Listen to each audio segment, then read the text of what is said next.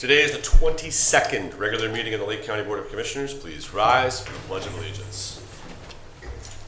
I pledge allegiance to the flag of the United States of America and to the republic for which it stands, one nation under God, indivisible, with liberty and justice for all. Dear God, please bless our meeting today. May our discussions be fruitful, our decisions wise, and our community strong. Amen. Amen.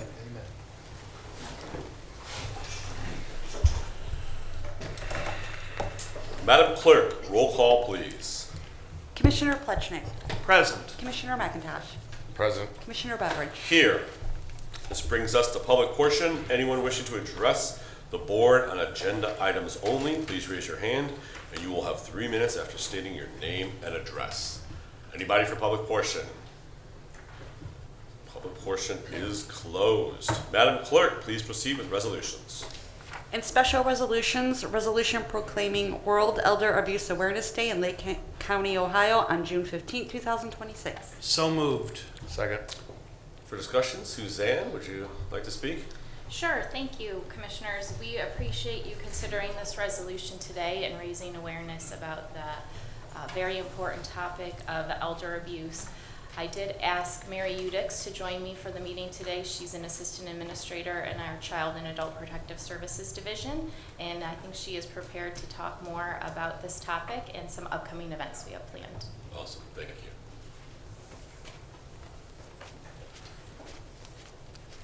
you. Good morning. Thank you, Board of Commissioners, for considering this resolution and for allowing me a few minutes to speak this morning. Elder abuse often exists in the shadows, hidden, underreported, and far too frequently overlooked, yet its impact is profound. Each year in Ohio, more than 36,000 reports of abuse, neglect, or exploitation involving vulnerable adults age 60 and older are made.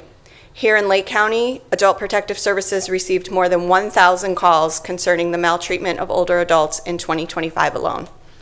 And research tells us that for every case reported, many others remain unrecognized and unreported. The World Health Organization estimates that 1 in 6 adults over the age of 60 are affected by maltreatment. And according to the National Center on Elder Abuse, approximately 1 in 10 older Americans have experienced some form of abuse. These statistics are alarming, but they represent more than just numbers. Behind every report is a person, a parent, a grandparent, a neighbor, a friend, a mentor, someone who deserves to feel safe, valued, and respected in every stage of life. World Elder Abuse Awareness Day was established in 2006 by the International Network for the Prevention of Elder Abuse and the World Health Organization. Each year on June 15th, communities across the globe unite to raise awareness, promote prevention, and reaffirm our commitment to protecting older adults from abuse, neglect, and exploitation. As part of that commitment, next Thursday, June 11th, Adult Protective Services, in partnership with Lifeline, the Lake County Council on Aging, the Board of Commissioners, and the Association of Specialists in Aging, will host the 5th annual Lake County World Elder Abuse Awareness Day Walk. The walk will begin at 11:45 a.m. at the Job and Family Services Building and conclude at the Lake County Administration Center with a brief presentation. And it does feature Sheriff Liam Bruno. We invite all to attend and encourage participants to wear purple, the color recognized for Elder Abuse Awareness Day and the color many of us are wearing today. While this event is an important opportunity to raise awareness, our work does not end there. Preventing elder abuse is a shared community responsibility. It means checking in on older neighbors, staying connected with loved ones, recognizing the signs of abuse and exploitation, and speaking up when something doesn't seem right. Maltreatment of older adults is a community issue, and together we can help ensure that older adults are treated with respect, dignity, and the protection they deserve.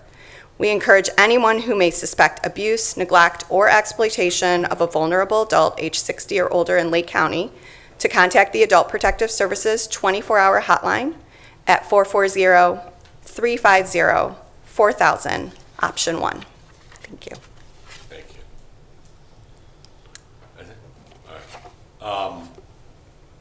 Any other discussion, John? Mr. President, Yes, sir. I often say Lake County is the smallest county in Ohio geographically, but we're proud to be #1 for seniors.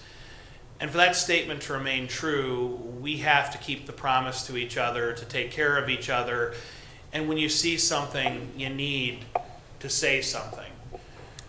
But to truly see elder abuse, we need to recognize it for what it is. Sometimes it's physical, sometimes it's emotional, it's often increasingly financial. And we need to make it clear that it is not okay to inherit an elderly neighbor's estate because you brought them cookies. It is not okay to unduly influence even a relative to change their will to leave everything to you. And when we see someone in that type of abusive relationship, it's really important that we raise the flag and raise awareness so that we can protect those folks. At the end of the day, if there's nothing going on, it's a little bit of a discomfort to all involved. But if someone is subject to elder abuse, you can save a life, you can save a family, you can save an inheritance for the children of that grandmother or grandfather who they need and want to support going forward. So there's an incredible difference to be made, but only if we're the good Samaritan as opposed to the passive stander by who doesn't want to get involved and doesn't want to cause a problem. We really have to love our neighbor and get involved. But I am so proud of the work that you do. We're very grateful to Suzanne and your entire team for standing up for our seniors. I know that you see some ugly situations when 440-350-4000 is called, option 1, to report elder abuse situations. I know that that is not easy for your mental health, but it's part of what we need to do as a community to make sure that our most vulnerable seniors are safe in their homes and can remain active members of our community without being taken advantage of. There's so much that we offer our seniors in Lake County, from free dial-a-rides to the 30% discount on Lake County water and sewer fees, the doubled homestead exemption for seniors. We do so much, but none of that matters if they're not safe. And so, first and foremost, if you see something, say something, because Lake County Job and Family Services can't help if we don't know. And so every one of us, every neighbor, resident, citizen of Lake County has an obligation to raise the alarm when you see elder abuse happening and to educate ourselves as to what elder abuse is. And that's why I'm so grateful that we're having this event next Thursday, because that's what it's about. It's about raising awareness and educating people on the many forms and faces of elder abuse so that when we do see it, we know it, we can recognize it, and we can report it so that we can save the day and keep our community safe. Thank you. I just want to say thank you. I appreciate the opportunity once again to be presented with something that our community needs to be aware of. And I'm again reminded of the valuable, important work that you all do. And to echo my colleague's sentiment, we know it's a tough job that you do and that there are a lot of people in need, and the seniors that face abuse, they need your care, they need your support, and we support your effort wholeheartedly. I'm glad that we have an opportunity to create awareness across our community, because you're helping the seniors, but you're also helping make Lake County a great place to live. So thank you, and I'm proud to be part of recognizing this important issue. Thanks for your presentation. I echo my colleagues' appreciation for the work that the folks in JFS and you do, as well as our partners at Council on Aging, as well as our friends on the 5th floor here that work with senior services all day, every day. So thank you for the opportunity. As it relates to the walk, if you want to drum up attendance and push the numbers, lead with the Sheriff Lee and Bruno part. Like, put that out there first, and it's kind of like the Field of Dreams. If you build it, they will come. If you lead with Sheriff Lee and Bruno, they will come. So, thank you. All right. Any other discussion? Then, Madam Clerk, roll call, please. Commissioner Plechnik. Yes. Commissioner McIntosh. Aye. Commissioner Beveridge. Aye.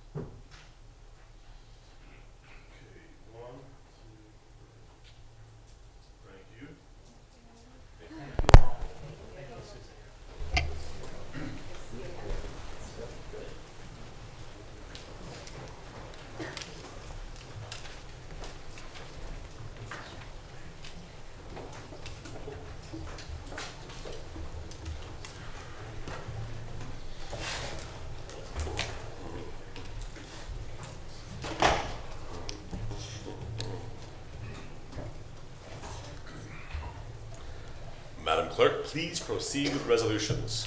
In the engineer's office, resolution awarding a bid contract to Grand River Asphalt for the roadway materials 2026 plant mix contract as required by the Lake County engineer in the amount of $438,000.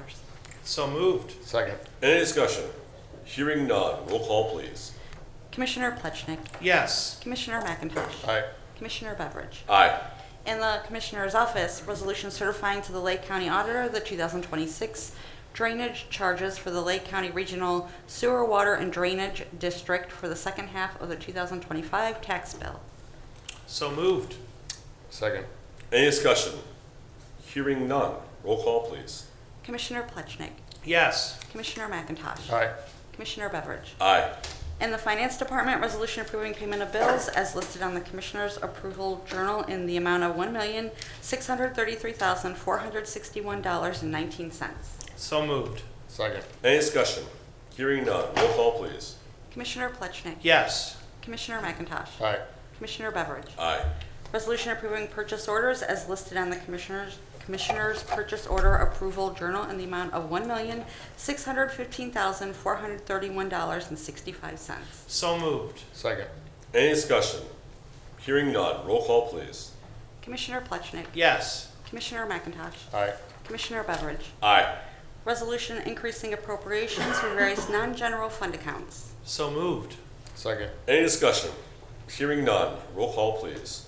Commissioner Plechnik, Yes. Commissioner McIntosh, Aye. Commissioner Beveridge. Aye. Resolution transferring cash and appropriations within various general and non-general fund accounts. So moved. Second. Any discussion?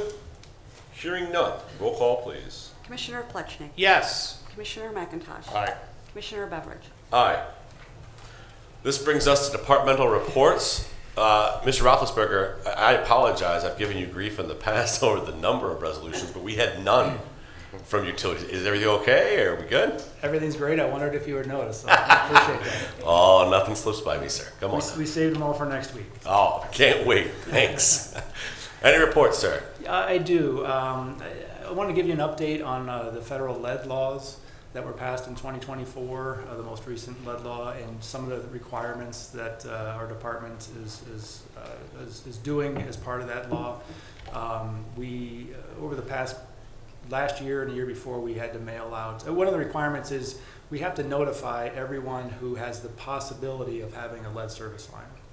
And so it's either we know that it's a lead service line or we don't know what it is. We have to send a letter out every single year to all of those residents. We sent about 20,000 letters last year, and we'll be doing that again this fall. And as we move through this process, we're trying to identify as best we can the unknowns to verify either that they're not lead or that they are lead, and then proceed from there. The tough part of it for our department is we took over the water system on the west end in about 1986. So all the houses that were built prior to that, we don't have any records or very little records on what material was used when they went in. So a lot of it is unknown, especially on the west side. So in order to do that, we essentially have to dig up the lines to see what they are. So that's an effort that we've been doing and continue to do. And beginning next year in the fall of 2027, we will be on, and not just us, but every utility in the United States will be on a time clock to replace every single lead line in their system within 10 years. So we have until 2027 to 2037 in order to replace all of those lines, and the estimated cost is anywhere from about $5,000 or $6,000 per incident to up to $10,000, depending on what that repair requires, or that replacement requires. So we have replaced many of those lines through our capital improvement plan, where we replaced the line on the street. That also is, we're replacing those lines with copper, and those that we know are no longer lead, but it will be a significant effort for our department, and just making everyone aware of it, that will continue or really begin in earnest as far as the investment beginning in the fall of next year. Good. Thank you. Job and Family Services. Thank you, Commissioner. I just wanted to reiterate what we heard earlier in the meeting, that Sheriff Leon Bruno will be leading the World Elder Abuse Awareness Walk next Thursday at JFS. Folks could congregate at our building beginning at 11:45. We will step off at noon. And I wanted to mention that all members of the public are welcome to attend, as well as many of our community partners. And we ask folks to wear purple for that event to continue to raise awareness on the issue of elder abuse. Thank Awesome. you. Thank you. What's the weather gonna be like?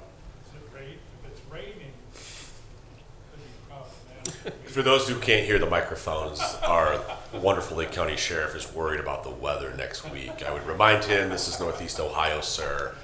You're from Lake County, you can walk through the water, okay? I know some think you walk on water. I just need you to walk through. All right, County Administrator. Good morning. I bet it's going to be a slow walk. So, Ooh, anyways, good morning, commissioners. Just a brief update. Last week we had our consultants from the Osgood Group give an update on where we were at with the senior study. I appreciate them making the trip in town. We will complete that study over the next couple months, continue our outreach to local recipients, etc. In the same tone, we are probably a couple of weeks out from bringing in Envision, who is our Vision 2050 consultant, to give a similar presentation on where they are at nearing completion with the county comprehensive plan. There it is. Once again, this is a high-level comprehensive planning document to guide the county with all due respect to the local communities and their home rules. So when you read it, it's very high level. It gives some guiding principles on some things moving ahead. So both those documents will be buttoned up and presented for adoption. I'll give a rough date of at the mid to end of summer. Thank you. thank you. Madam Clerk? The next commissioner meeting is scheduled for Tuesday next week, June 9th at 10 a.m. So the next meeting next week is Tuesday. Today, however, we do have a workshop at 10:30, and there's also a 250th meeting today at 11:30, both here in Chambers. Okay, I just want to remind folks, we will have an executive session today, so if executive session goes past 10:30, then the workshop session will begin immediately after. Legal? No reports, Commissioner. That is a fantastic purple tie today, sir, if I do say so. Thank you. Gentlemen, is there any old business to discuss?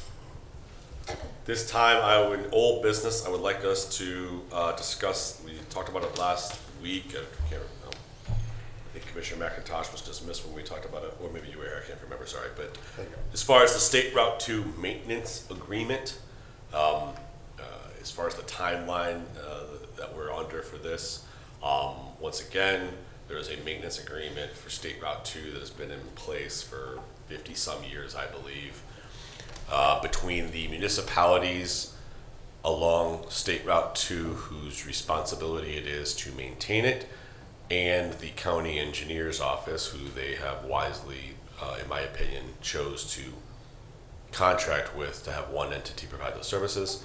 As part of the state audit that we had done last year to take a look at the engineer's office here in Lake County, one of the recommendations was to revisit this contract for multiple reasons, one of which was financial, the other of which I think we talked about, Mr. Hackman, was there some legal obligations or liability in their issues that is in the best interest that we need corrected.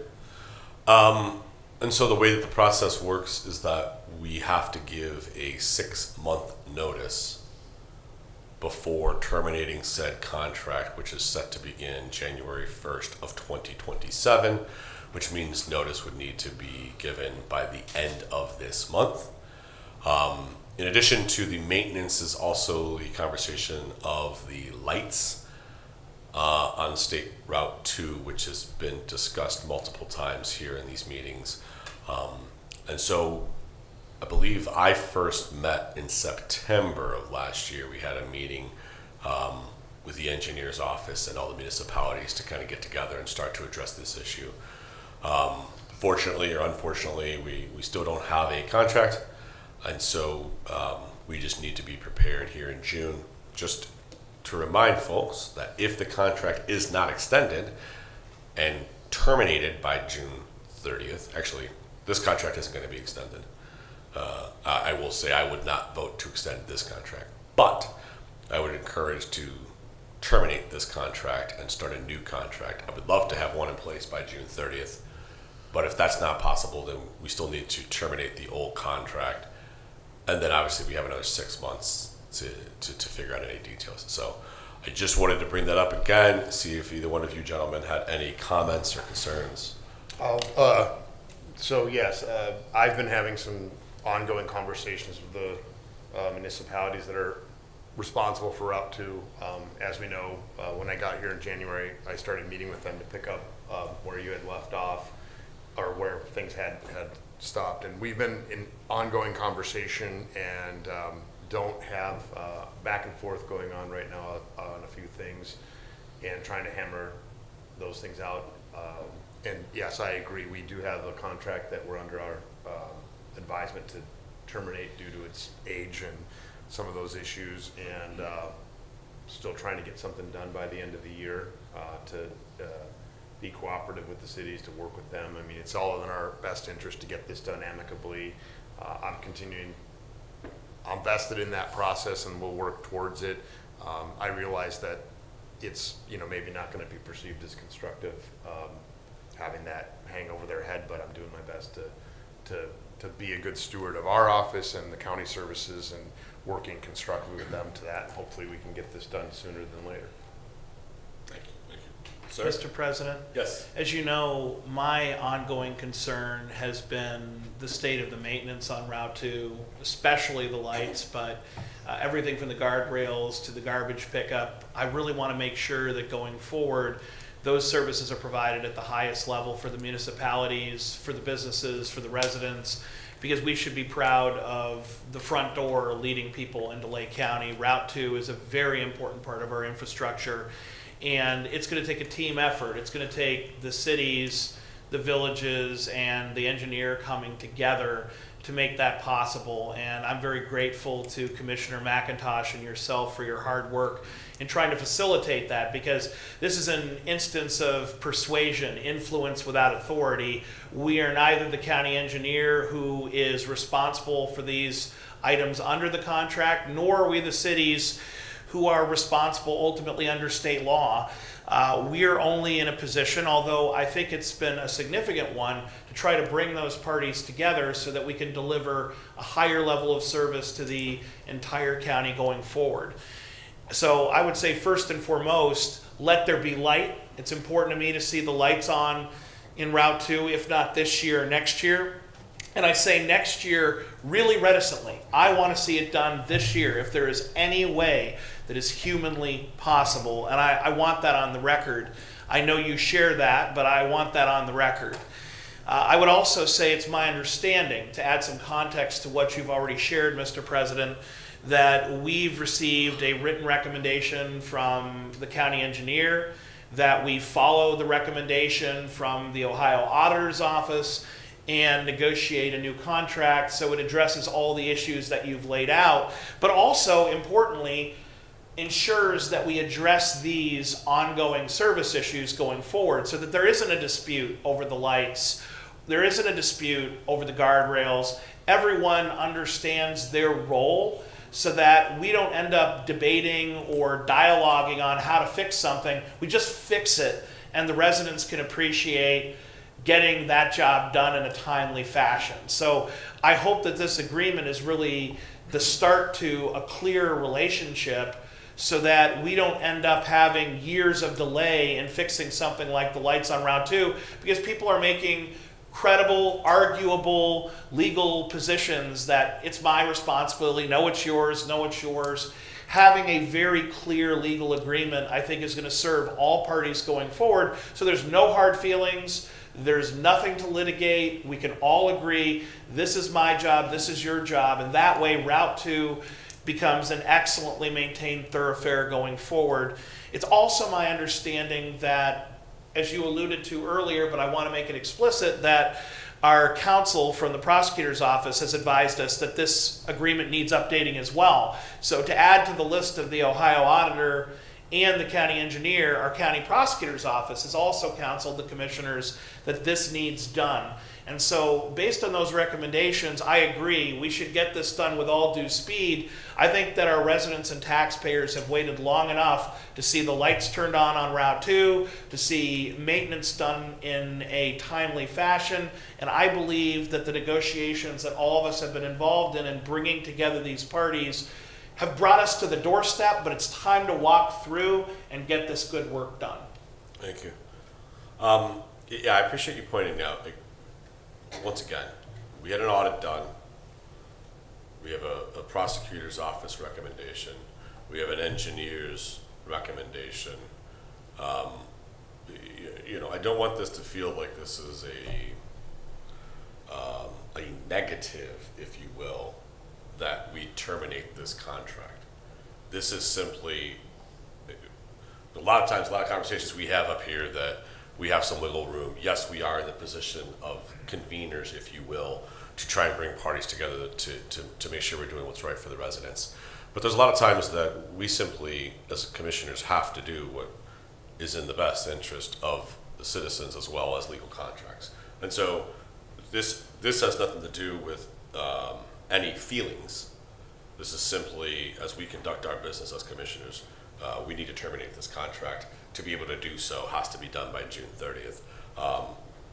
You know, and so that's why I just wanted to point out that as well. Yeah, and I think just to fill it in, because we've all said it, and it bears mentioning, and I think it's very important, is that we are here working for the best interest. We want to get these things done. The other side of it is due to our position, we're the executors of the contract, but we're not the ones that actually do the work, right? And we're not the ones, we're not the cities that control it. So we are the neutral parties here, as it were. We are trying to facilitate an agreement and to be the brokers of getting it done and following advice of the auditor's report and of council. So we sort of sit in the middle and trying to do all of this work in good faith on behalf of the Lake County residents. So with that said, Madam Clerk, if we could, our next meeting is June 9th, correct? It's Tuesday, June 9th. Yes.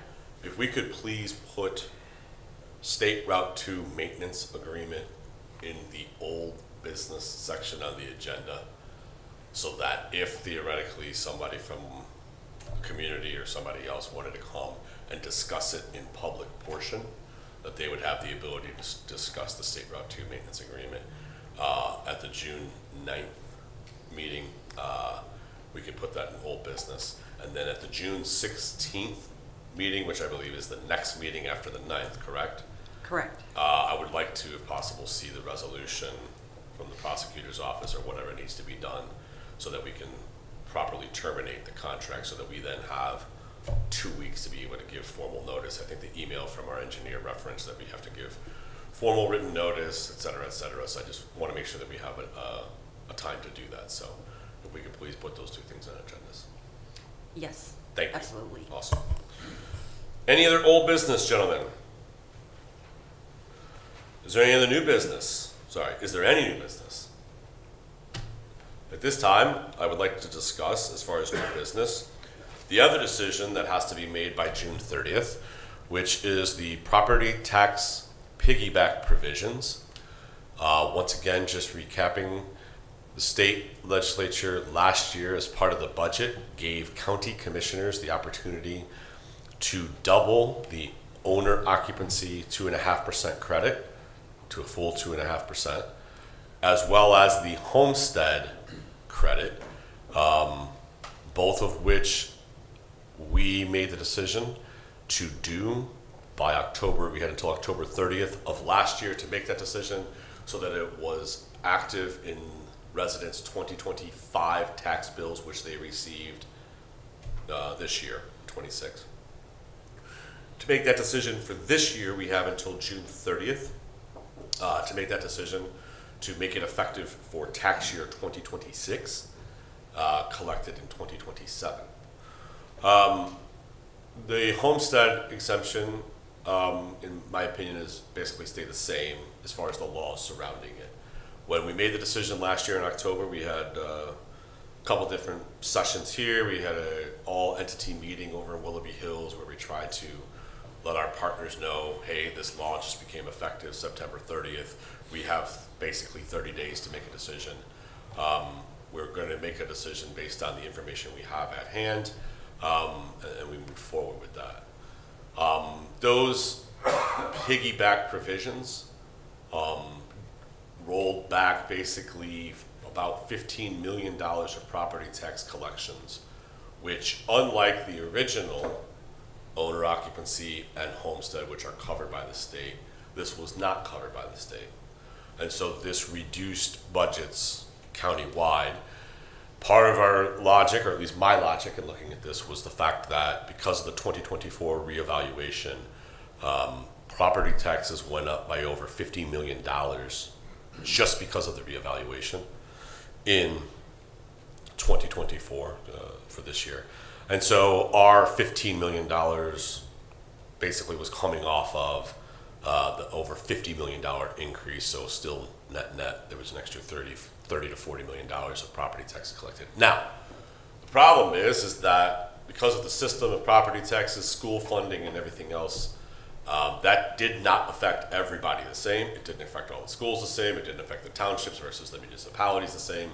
And so, on average, those rollbacks were in the 2 to 2.5% range. I believe it was about 2.5% on average for the schools, and maybe 1.5 to 2% across the entire county. So, we collect approximately, we're what, 490, almost to $500 million in property taxes countywide. Our dial back was, like I said, about 15 million. So we have until June 30th of this year to make the decision for the 2026 tax year collected in 2027. I will say there were law changes at the end of 2025 at the State House that, for me personally, will have an impact in my decision-making process. I don't know that it'll have an impact for this year, but let me explain a little bit what have happened. Two things. One, the State House changed school funding calculations based on the type of school levies. So in the past, an emergency levy, a debt obligation levy, or fixed on these types of levies would increase with property tax valuation because they weren't subject to the 20 mil floor, et cetera, all these different things.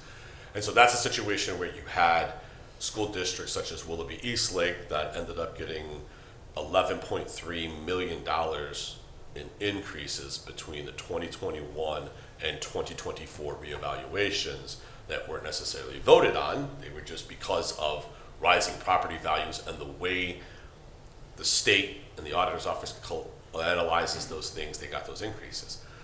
The state has changed those policies. So in the 2027 reevaluation, there will be some changes made where some of those increases will be dialed back. So it is my expectation, as others, that that $11.3 million increase will be reduced significantly going into the 2027 reevaluation period and tax period. And so, in the case of Willoughby Eastlake schools, and this is once again illustrates how everything was affected differently, the Willoughby Eastlake schools had an $11.3 million increase between 2021 and 2024, $8+ million in 2024. Mentor only had, because they're not on that situation, because they're on the floor, et cetera, they only had about a $3 million increase in their property taxes, all of which were attributed to inside millage. And so, not to get too into the weeds of this, but inside millage is basically what the state has carved out for entities, counties, cities, townships, and schools to collect, to do business, right? They can go ahead and collect inside millage, and inside millage traditionally has gone up as property values have gone up. Another change is that inside millage will be capped on their increases moving forward in 2027 and beyond. And so if there's a cap of, let's say, 10%, even if property values go up by 20 over a 3-year period, inside millage will not be able to rise at the same level of inflation. It'll be capped. It'll have a governor on it, if you will, from a golf cart explanation. You can't go that fast, you can't get that much speed, right? And so what we will see, not right away, over time, will be the deterioration of the purchasing power on inside millage. Because as other inflationary pressures go beyond what the cap is put in place, even though, yes, you're collecting the same amount of dollars and you're getting a slight increase, you're not going to keep up with inflation. In my humble opinion, that will then lead to entities having to probably look at other tax revenues just to keep up with inflation. The other important thing that happened was the expansion of the owner occupancy credit. Before the piggybacks were available, there was a 10% non-business credit, if you will, and there was a 2.5% owner occupancy credit. So a homeowner would get both of those because they owned a property that was a non-business. What they've done is they're phasing out the non-business. And so typically the non-businesses are like rental units or Airbnbs, right? Where there's 1, 2, or 3 family units, a duplex, if you will. Once you get to 4 and above, you're considered multifamily housing, you're no longer this. But there was rental units that had 1, 2, or 3 family units in them that were getting the 10% credit. They weren't getting the 2.5% owner occupied because they weren't owner occupied. That 12.5 plus our 2.5 equals 15. What is happening over the next 4 years is that not only is the state phasing out that 10% non-business credit and rolling it into the owner-occupied credit, but they're also expanding what they will cover, and they're expanding at the end of it. Right now, they're paying for 12.5. By the time they're done, they're going to be paying for 15.38%. So they're going to reimburse the entities that get that credit and lose the revenues, as they're doing now. They're going to reimburse to include basically the 2.5% that the county commissioners have provided, and then an extra 0.38%. And so we're in this 4-year phase period starting this year where they will be phasing out the 10% of the non-business, rolling that into the owner-occupied, and then expanding it from there and covering more. And so some of these things will go into place next year. There's will be some effects. Any recalculations on the school funding have been backfilled for this tax year. So any recalculation that, let's say Willoughby Eastlake, they recalculate the tax bills and Willoughby Eastlake loses $6 million because of the recalculation, they will be made whole for the year of 2026. They will not be made whole, or they will not be given those dollars in 2027. And so I just want to set the stage or set the circumstances for what has changed in that decision-making process for myself. You two gentlemen have your own thinking processes, and that's fine. But I just wanted to let folks know these are the law changes that have gone into place since we made that decision in October of last year. We have continued as the Commissioner's Office to engage our schools, our superintendents, our CFOs on this conversation. We understand some of the frustrations in the community with dialing back some of these property taxes, but we had the opportunity to give property tax relief to homeowners as well as seniors on limited incomes, and we took that opportunity because we felt there was a very large spike and there was a burden put on local property tax owners. And so it's a complicated conversation. I appreciate the efforts from the schools to work with us to keep us informed. They are doing their best. They are moving at the speed that they can. I would sometimes like them to move faster. They, I'm sure, would like to move faster, but this is the reality of government. And we will continue to find ways for efficiency to try and help reduce the expenses. I've talked about many times, countywide transportation opportunities, countywide special education opportunities, to not only keep the level of services that we have, but then hopefully increase the quality of services that we have, but find smart ways of doing that that are more efficient in how we spend these dollars to work across the county in these ideas. So with that, I'll shut up. And if there's anything that either one of you two gentlemen want to discuss on these property tax piggybacks, then speak now or forever hold your peace. So, gentlemen? I'll just be brief. I recognize that I'm the new commissioner here in terms of this vote, that this board last fall unanimously voted to enact those. I completely understand the rationale that was used, and I was at the meeting in the fall that talked about it, so I've heard all sides of this, and at the time I was an elected official that whose budget was impacted. As the county, we also took a hit.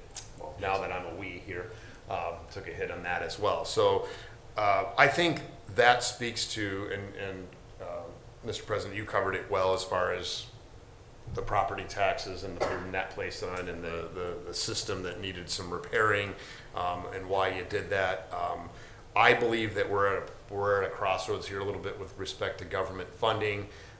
So often, as an elected official the last 7 years of my life, I've had taxpayers look at me and say, do more with less and all of that stuff, and we're having problems and so forth. But at the same time, government and schools facing the same inflationary pressures. I mean, we all know the cost of delivering all of our services has gone up. It affected the government and the schools the same way it affected the households. And what that means, in my opinion, is that we need to do a better job looking at how we deliver those services and rationalize the costs that we have, but it doesn't diminish the need for the revenue. So this is a difficult conversation because we have to balance that. And as you pointed out as well, there's been changes in the legislature that have happened since that vote. So I've been engaged with our schools and other local government entities on this issue. We hear about it when we talk about Route 2 as well. So I'm working for a thorough understanding this. Little did I think that the state legislature would by proxy make me, as a county commissioner, a school board member, but I've ended up having conversations that are very detailed and thorough to understand the world from their eyes as well. So I'm working on a very thoughtful and thorough decision, and we'll get there later this month. So thank you for taking time to explain this to everyone. Commissioner Plechnik, do you have anything to say on property taxes? Yes, I do. Oh, okay. Thank you. Mr. President, approaching this as both a county commissioner and a tax professor, I'd be lying if I didn't say I have very passionate and long-standing views on equity and fairness in taxation. And frankly, we saw all those principles violated by the massive unvoted increases in property taxes that resulted from the highest inflation in my lifetime, in most of our lifetimes, in the last 40 years. And we know that this story begins with that excessive spending in Washington, D.C. that diminished the value of the dollar and ultimately inflated, artificially raised property values all across Ohio.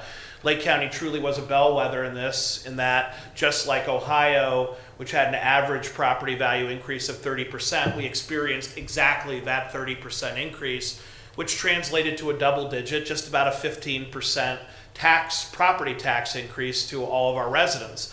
And while a 1% or a 2% or a 5% increase may be an annoyance, a 15% increase on someone's tax bill is often the difference between affordability or not. The ability to age in place, to stay in your home, or for a young family looking at the cost of a mortgage plus property taxes, can I afford to buy in the first place?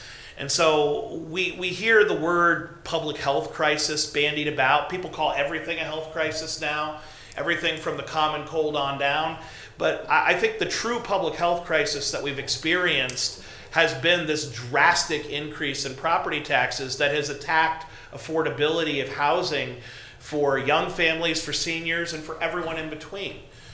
And so when we were given the opportunity to give a very small, and I have to emphasize, small amount of property tax relief by the state legislature in the last budget, while it was awkward and odd that instead of simply passing it, which frankly, if I were a state representative, I would be a man or a woman, and I would vote for what I believe in. I wouldn't say, I'm going to delegate this to every county commission in Ohio and have inconsistent results across the state. I would man up and I would vote for what I believe in, and I would have voted to cut property taxes. But instead, they delegated that decision to us, and I'm very proud that you and I, Commissioner Beveridge, and our late colleague, rest his soul, Commissioner Regovich, voted unanimously to double the homestead exemption for low-income seniors, which gives an average benefit of an additional $500 to those low-income seniors making $41,000 or less household income for tax year 2026, and to double the owner occupancy credit, which goes from a 2.5 to a 5% rollback on most property taxes. I'm grateful that we had the courage that, frankly, our state reps and senators lacked. They should have voted for that on their own. They shouldn't have said, counties, we're punting. They should have voted for that for statewide policy. That said, they didn't allow us to vote on it once and for all. They require us to renew it every single year. And I can't help but think there were political reasons for that. But be that as it may, my opinion has not changed. Property taxes are still dramatically higher. And if you look at the school boards in question, you mentioned Willoughby Eastlake, which is where I live. As of today, they have their highest budget and highest revenue in history. And even with the changes that are coming forward, it's very likely that their budget will remain the highest with their highest revenue in history. And so I think it's important for us as taxpayers to put in perspective who can better afford a few $100s of hit.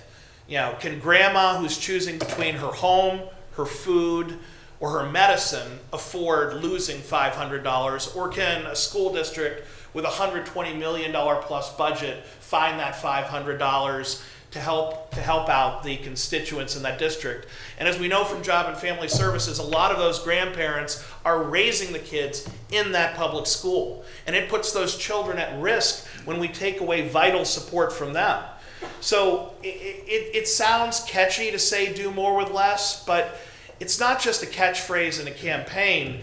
It is a moral obligation for everyone in government when they're receiving record high revenues in property taxes and otherwise to ask how can we be more efficient and effective for the taxpayers. Now, once again, inflation from DC started this mess, but it could have stopped if the state legislature had passed meaningful reforms well in advance of those values hitting the books. This was not an unexpected natural disaster like a hurricane, an earthquake, or a meteor shower. We knew that high inflation would raise property values and would inevitably raise property taxes to unaffordable levels, yet no one in the state did a darn thing about it until people started complaining about these epically, historically high property tax bills, and that is not acceptable. And then finally, we look at the local level. It's important to note the great work that is being done. If you look at our county, you look at our cities, you look at our villages and our townships, I'll be the first to say these are some really efficient local governments. I mean, try to find a township that spends less money than Leroy per capita. I dare you. I mean, Leroy works under an extremely tight budget. I remember talking with their fiscal officer, what more can we do? And my honest response was not much. You talk about the village of Timberlake, the mayor's the one who plows the streets. The mayor's the one who plows the streets when it snows and deals with flooding issues when a street is taken out by excessive rain. He's the one putting out the pylons and the cones for safety purposes. So I want to commend our local governments for decades having embraced that mantra and not just said it or paid lip service to it. Our municipalities really are doing a lot more with a lot less. But the time has come for school districts that have seen lower and lower enrollment to recognize they can't just use inflation as an excuse. Yes, inflation has made things more costly, but if you're producing less, if you're educating fewer and fewer students, it is only rational that your costs would go down. And the fact that we have some school districts that have dramatically fewer students, yet are spending dramatically more, well, there's multiple elements to that. Some of it is indeed unfunded mandates from the state, and that gets back to our friends in the state legislature. They need to do a better job. But I would say to our schools, you need to be more efficient, and if you have a revenue issue beyond that, if you truly do, you need to look to the state legislature. Because it's Article 6, Section 2 of the Ohio Constitution that says the state legislature shall fund the public schools. It is not the people through local property taxes who are meant constitutionally to bear this burden. It is the state legislature that has this legal responsibility under our state's highest law. And so to lobby taxpayers to pay more when they can't afford what they're paying now, to lobby commissioners to take back tax relief that's desperately needed is counterproductive. If you truly care about our students, their parents, their grandparents, their families, you have to be for property tax relief. And you have to be part of the solution, not the problem. You need to be going to the state legislature for relief. You can't keep going back to the dried up well and say, Grandma, Grandpa, you need to pay millions of dollars more every year for something you can't afford. It's just not fair. It's a false dichotomy. We can have the best public schools on planet Earth and we can have meaningful property tax relief. We can have both. That is not unreasonable to desire and to support both of those things. But the answer can't be, well, the state legislature doesn't listen. You got to go back. You got to testify. You got to lobby. You got to fight. You don't get to just keep doing the easy thing, which is to bully taxpayers who are already overtaxed. And I really think it's important to make that point, because there are some people who want to do the easy thing. It's often said, and I endorse this statement, raising taxes is the lazy answer. The worst politicians go back to the well over and over again rather than doing more with less. Until I see you plowing a street yourself, until I see you picking up the work and doing it yourself like our mayors, council people, township trustees, and county commissioners have done, I'm not impressed when you say I'm doing all that I can do. I want more because our taxpayers deserve more. And that is why I will be voting to double, once again, the homestead exemption for low-income seniors and the owner occupancy credit for homeowners who have been taxed and are being taxed way too much. Frankly, if we don't give meaningful property tax relief soon, I do believe that we will see the property tax system abolished altogether. And many oppose that. That's fine. But you don't get to oppose eliminating property taxes without having a plan. Without saying, well, how am I going to cut taxes so that you can still afford to stay in your home? It's fine to have a different opinion, but you don't get to say, I'm done. I'm going to abandon you to your fate. Good luck. No, that's not the job of a public servant. If you reject one solution, fine and fair enough. You need to propose another one. And the persons who are most responsible for that solution are the state legislature that make the rules, that pass the laws in Ohio, and the school districts that spend the vast majority of our property taxes despite dropping enrollment. And I'm concerned to see dropping enrollment in public schools. If we were providing the best possible product, we would be seeing an increase in enrollment. We aren't. We need to do better. So my advocacy is not to simply cut taxes, but to improve services.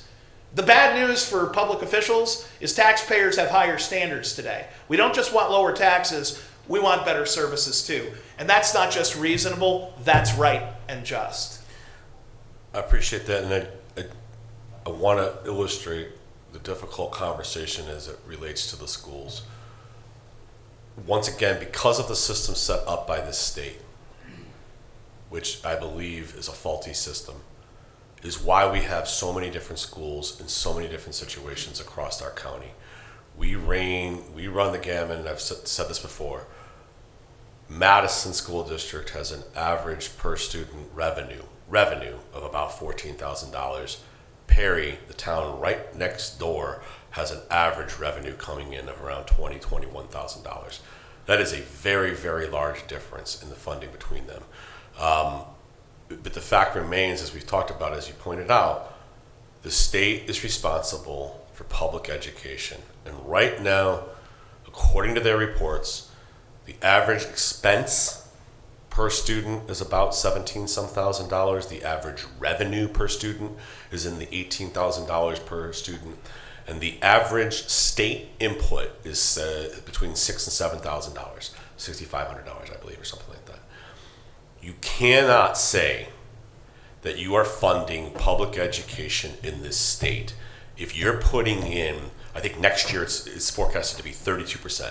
32% of the money coming in to pay for these services is coming from the state. The rest is coming from the federal government and the local taxpayers. In this county, we put over $100 million more into public schools than the state does. And so that's the frustrating part, and I get it, of why the schools are furious, is that the system has set up to punish Lake County. Now, I don't know how it works in other counties. I'm a Lake County commissioner, but I can tell you that the system is set up to put the burden on us. And it makes sense that people in this county are furious about their property taxes. Taking it out on the schools is not the answer.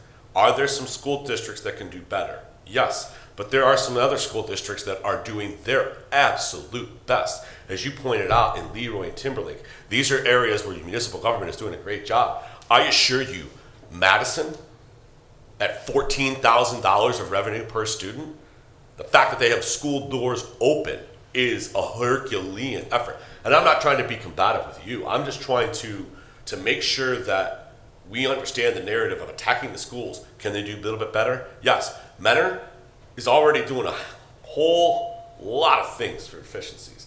They're already cutting. They're doing the best that they can in the system that has been set up to punish them. And I've had meetings with those folks. And listen, I'll flat out say it. I don't feel bad about taking $3 million away from the Willoughby East Lake School District. They got $11.3 million in extra funding over the last 2 cycles. I do feel a problem taking away $2 million from the Mentor School District and only got $3 million of increases off of their inside millage. And that inside millage is meant to keep up with inflation. And the math doesn't math if I say your expenses are going to go up, but I'm not going to allow for increases in your property. I get it. And so the system where the state isn't meeting their obligations is the problem. It has been exacerbated by this solution and that solution and the fact that we're a donor county that values education. So therefore, we've approved those tax levies because we want students here. We want to make it, as you pointed out, the best place in the state or the world for seniors.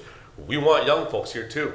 We want families to be comfortable to come here, raise a family, educate your child, build a life.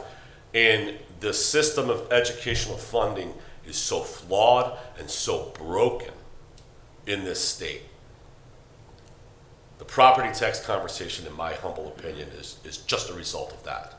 And so that, for me, underlies the importance of what you said, is that this cannot be commissioners versus school boards. It has got to be school boards and commissioners, one, working together to find efficiencies and new and better and different ways of providing services, and 2, marching down to Columbus and holding the elected officials in Columbus responsible to do your job. I may not like having to upset the cities on the west side of this county by terminating that State Route 2 contract, but I have to, because that is the job that is expected when we have a contract that doesn't benefit us. Sometimes we as elected officials have to do difficult things. And if you can't handle that job in Columbus, then please don't run for re-election. Admit that you're not up for this and let somebody else come down there and do the job. But fighting inside of Lake County is not going to help anybody. And I don't think it's in the best interest of our residents. So, and I appreciate your comments and I appreciate the approach, right? But I think we're both saying the same thing. I just want to make sure that the school districts understand, because they're the folks that are hit the hardest. When we make these property tax piggybacks, 65% or whatever it is of our property taxes here go to our schools, and I get it. But I just want residents and school boards to understand that I think that's our best foot forward, as you said, is that we have got to go to Columbus and start to hold them more accountable for the lack of them doing their job. So, And Mr. President, if you don't mind, if you sir. wouldn't mind, I would just like to. I think there's been some constructive things said here, and I value being part of a board of commissioners where we get to bring different perspectives. And I think the takeaway, or something that I'd like to just highlight, is what you just said about, we've heard from the three of us different views on this issue and a variety of points, and I think somewhere together in there, there's a balance of that, and I couldn't agree more. Speaking about working with the municipalities on Route 2, talking about other issues, program review, 911, public safety, this issue, property taxes. We were forced into this position by the state legislature, and we have to work together as a board, and I do think we need to work together with our entities. Schools weren't the only ones affected, they were affected the most, and I know we've all had conversations with them, and I wholeheartedly support what you said about us working together. I think bringing our perspectives together, reaching out and working together on this issue is the right way. And you're right, Lake County has voted to have top-rate schools. We do have great schools, and it is a very difficult issue in the sense that it isn't a flatline thing. Every district is feeling this in different ways for different reasons, and that makes it even more difficult to navigate this issue. So, Yes, sir. Primarily, Mr. President, I wanted to emphasize our agreement. I didn't hear you say one thing in response to which I would disagree. And I think that Madison School District is an excellent one to highlight, because instead of first and foremost cutting forward-facing services to students like busing, the first thing that Madison School District did is their superintendent voluntarily took a pay cut. I think that's admirable. So I agree. There are schools that are doing the right thing and that are doing their darndest with limited resources. But at the same time, we have to do better. We do. I mean, to say with a straight face to constituents that your budget was slashed by millions of dollars because of the commissioners, when you have the highest budget and the highest revenue in your history, it's dishonest to the taxpayer. And to threaten services to students when you could take very modest cuts to administration to balance that budget, where you could simply have not even layoffs, but a freeze in pay, not even a pay cut, but a pay freeze to address these issues. That's what's troubling to me as someone who's always been fiscally conservative. I understand that these are not easy decisions to make, but once again, when you're in an academic institution, I don't care if it's a college, a grade school, a high school, a public school, a private school, an online school, a for-profit, nonprofit, you have to scale your activities to your enrollment. And while the state bears the brunt of the responsibility because they set the rules of the game, they make the law, literally, and they are required by the highest law of Ohio, the Constitution, to fund the public schools, there is the local responsibility of not adjusting to lower enrollments, but just continuing to build buildings, to hire administrators, and never scaling down. Just as you would scale up if you have more students, you need to scale down if you have less. That's what any responsible government or business would do in their place. And so while I completely agree that most of our efforts needs to be placed towards a unified lobby to the state, and that some school districts are doing amazing things, there are others that are not doing enough. And we've seen pushback. I know you have personally, Mr. President, when you've proposed joint healthcare efforts, joint busing efforts to improve services and lower costs. Because there is this philosophy in all of local government, but I think it's particularly strong in school districts today, that they all have their own little fiefdom. And they don't want to work with each other because there's always the fear that those efficiencies could lose authority or potentially eliminate the need for an administrator. And we all know no one wants to eliminate their own job. That's understandable, but that can't be a barrier to being more efficient in a time when people are literally being taxed out of their homes. And I want to push back on people who say this is not happening just because not every one of these homes is being sold at sheriff's sale. And there certainly are homes that are foreclosed upon and sold via sheriff's sale. But most people are smart enough to know you don't let it go that far. When you can no longer afford to pay your property taxes, you don't just let your home go into foreclosure and lose all that equity. You sell long before then. And unfortunately, I've heard too many taxpayers tell the sad story of how they just can't afford it anymore. This is not something that needs to be tweaked or debated for the next 3 years. There are people who cannot make it one more year in this current broken system. And that's why there is a moral responsibility, not just it's the smart play. Our school boards and superintendents who collect the vast majority of property taxes have a moral obligation to go not to us to try to find a few more $1 million at the expense of low-income seniors, but to go to the state and say there has to be meaningful property tax relief, not in 5 years, not in 10 years, today. Not gradually, not little bits, a big tax cut now. And I know that no decision that the three of us make at this dais can fix this problem. All we can do is be leaders in highlighting the problem and the need for a real, meaningful solution. And I want to share that I've had this conversation with school board members and superintendents, and some of them seem to listen, but it's so tempting to just go to the easy answer of raising, the lazy answer of raising taxes, because that solves my problem today, but it compounds everyone's problem tomorrow. That's how we got here. Politicians kicked the can down the road and said, I'm going to wait for someone else to fix it. Well, now that someone else is Commissioners McIntosh, Beveridge, and Plechnik, are the school board members and superintendents currently in office, are the mayors and township trustees, and ultimately the state reps and senators who are going to make this decision.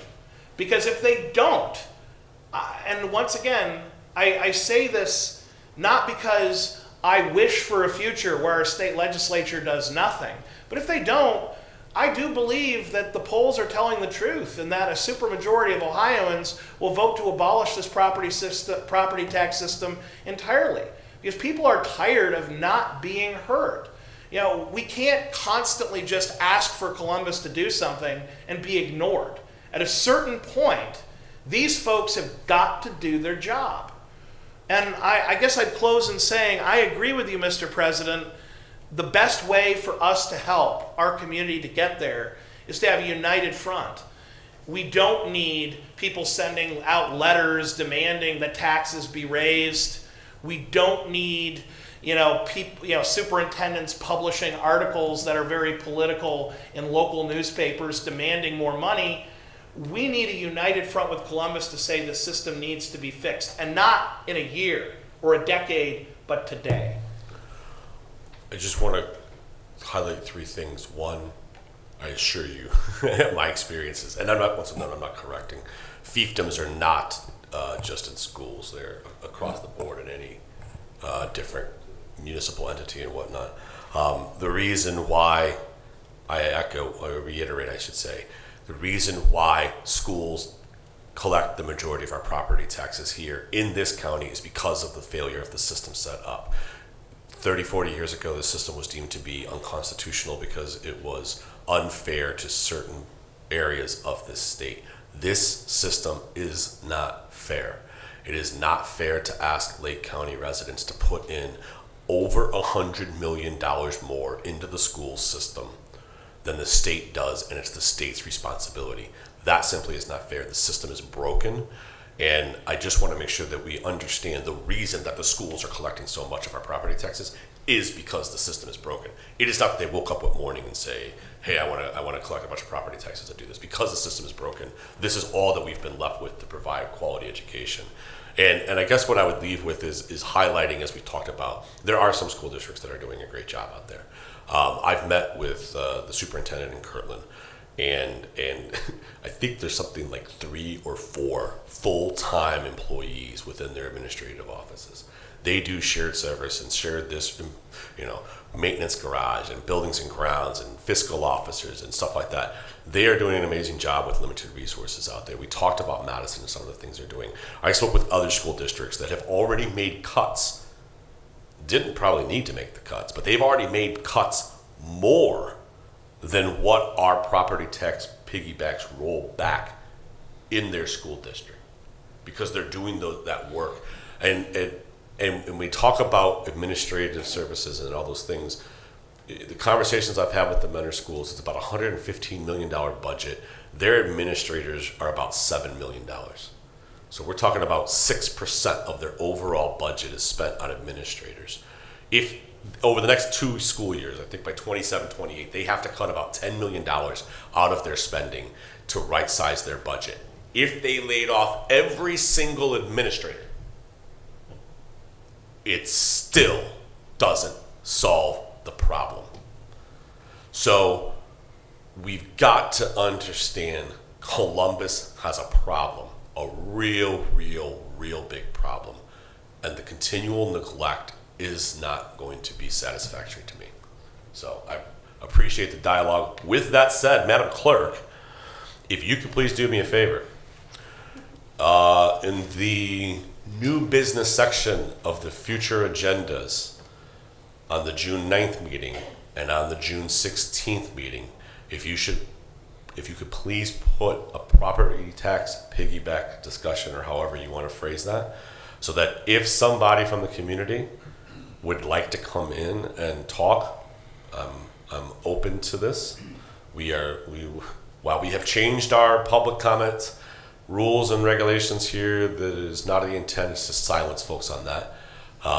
It'll be in the new business discussion. I don't know that we need to take as much time in the future discussion, but we're more than welcome to do that. But I want to make sure that that is on the June 9th and June 16th new business section. And then if we could please have this resolution to adopt the piggybacks for both owner occupancy, similar to what we had last year. I believe they're two separate resolutions. If we could have that on the June 25th meeting agenda. And also one other thing to be clear, on the owner occupancy, you have to adopt the full 2.5% or 0. So it isn't like we have the option of adopting 1.5% or 2%. It's full 2.5 or 0. So if we could just make sure that we have those two items in new business for the next two meetings, and then the June 25th have that on the agenda. Yes, that will be on the agendas. Okay. Gentlemen, is there any other new business? Mr. President, Yes, sir. I want to be diplomatic, but I also want to be emphatic in saying this, which is we don't want to silence free speech in Lake County or anywhere in the United States of America. And I share the concerns that many, both Republican and Democrat, liberal and conservative, both sides of the aisle have expressed about the recent arrest of a journalist and blogger that was filed in the Lake County court system. I understand that many times our constituents have messages for us that we find offensive or disagree with, but I'm not aware of any commissioner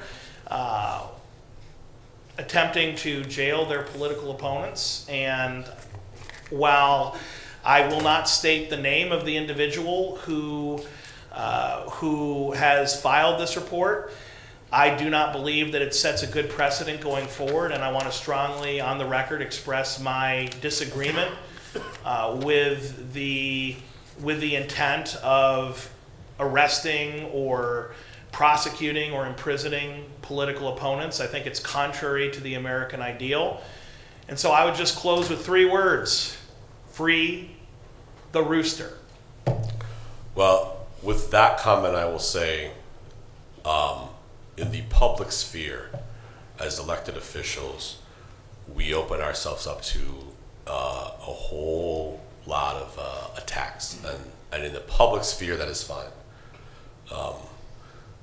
That is part of the job, that is the line of work that we're in at this point as elected officials. To my understanding, the reason for the arrest was a private message sent to a personal cell phone. Now, the courts will determine whether or not that private message sent to a personal cell phone crossed the line of harassment or not. I'll leave that up to the courts. But to the extent that we are using, to your point, that we want to use prosecution to try and silence critics, if your skin is not thick enough to handle that, then I don't have any other 3 words. My 3 words would be quit your job, I guess, would be my stance. So, any other new business? Hearing none, I will entertain a motion to adjourn into executive session for the purpose of protecting the interests of an applicant or the possible investment or expenditure of public funds to be made in connection with an economic development project pursuant to RC 121.22 Cap G8. There will be a workshop following our executive session. So moved. Second. Only one gets the move.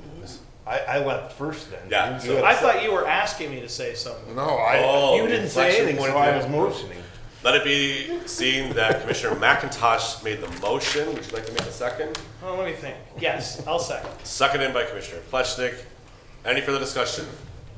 Hearing none, roll call please. Commissioner Plechnik. Yes. Commissioner McIntosh. Yes. Commissioner